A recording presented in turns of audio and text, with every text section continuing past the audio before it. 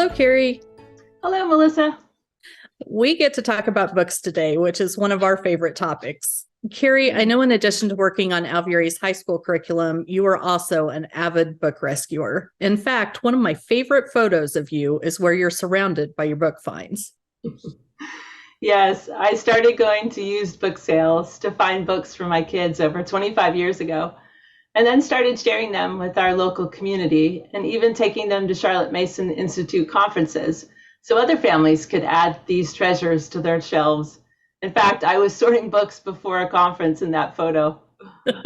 I love that photo. When you and the Alvieri team are choosing living books for our curriculum, what are some things you're looking for? In other words, what counts as a living book for a student? That's a great question. Charlotte Mason's idea of a living book is both simple and complex all at once.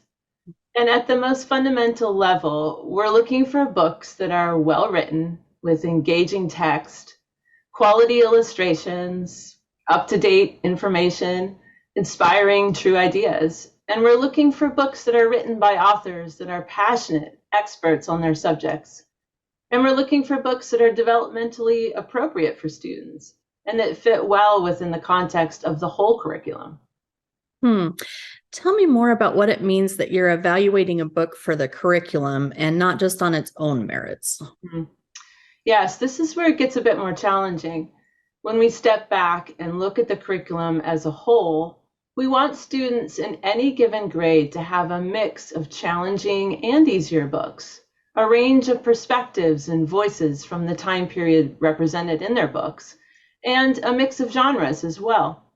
And we want that to build cohesively through the years.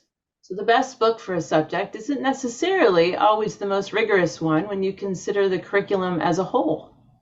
That's a lot to consider. So, what do you do if you can't find the perfect book? Yeah, it depends on the book. And the reality is that perfect books are hard to find. We might schedule a book and include alerts or a teacher note if we like the book in general, but we want teachers to preview it to decide how to best discuss it with their students. And we might schedule a book that's more biased in a particular area than maybe we'd prefer, but then include additional PDFs or links or sources in the lesson plans to balance out the overall perspectives presented in the lessons. We might only schedule part of a book in a lesson plan if we like some parts but not others. And sometimes we use books that are not as well written as maybe we'd like because they offer an important perspective and we haven't yet found something better. And we're constantly on the lookout for new books to us, new publications, and are working to republish other books so we have the best available. It's a never-ending process. As a longtime Alfieri member, I have personally really appreciated the care taken in choosing books. In talking to people about Alfieri, they sometimes wonder if it's an open and go curriculum. How do you answer that question? I think this is where that personal aspect of what it means to give our children living books comes into play. We want not only quality books that fit well within the curriculum as a whole, but also books that are right for a particular student. And only you as the teacher know your students. So we provide book lists and supply lists and exams and daily lesson plans and training for you. And all that is open and go in a sense because we want you to be able to actually start a Charlotte Mason education right away in your home or classroom. But the more you as an educator model the principles and methods yourself and invest in your own growth, the more you will understand the why behind the books and the lesson plans, and the more your students will naturally absorb the atmosphere you're trying to cultivate. And the more you're able to pre-read books and observe your children, the more you can tailor it to your students and your context.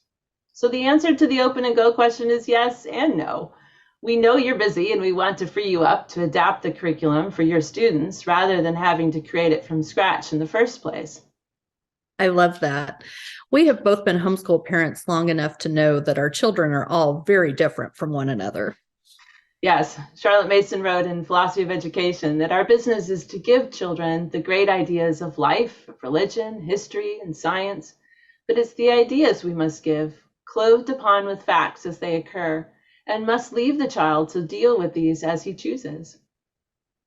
I hope this conversation helps you think through how to select curriculum and books for your family or school, and that it also gives you some insight into how we think about these questions when we're selecting books for the Alviary.